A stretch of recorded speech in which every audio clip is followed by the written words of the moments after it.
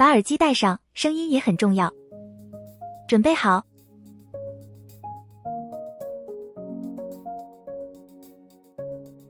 中之岛大阪府有200多年历史的岛上城市，整片岛像被压扁的纸，两边是水，中央是几条路线，灯火从水里浮出来，一盏一盏。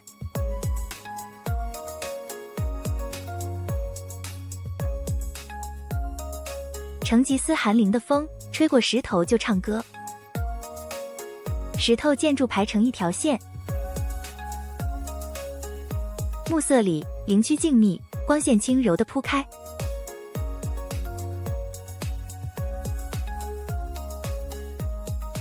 屋顶有600个灯火，点着到半夜。600个灯火排成一条线，从山脚一直拉到天边。一扇门开着，门把是铁的，门口有风吹过。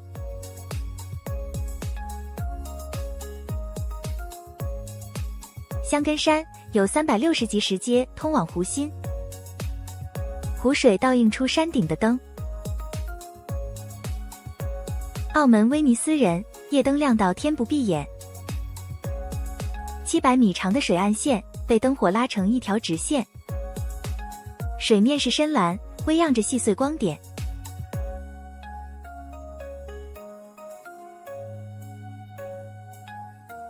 本期湖入夜后灯火数量超过2000，湖边灯一排排亮起来。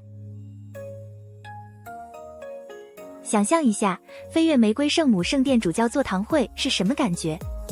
灯一盏一盏亮起来。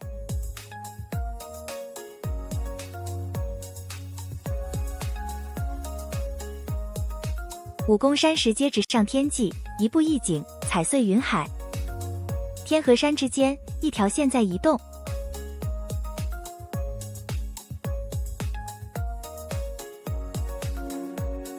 平间寺的石阶，一步一景，直通湖心。石阶伸进天湖之间。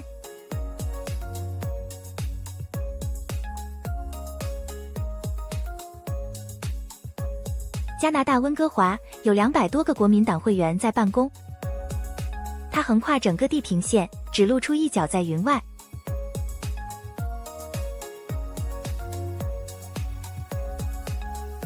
台湾的骄傲，西螺振文书院，亲眼看更震撼。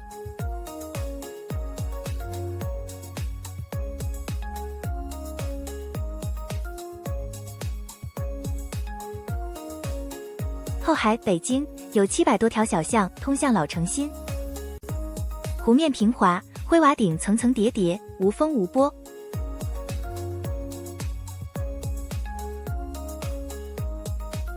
镜头拉近象山公园，台北市，每一格都是明信片。灯光往上爬，越走越远。风景会变，频道不会走。我们下支片见。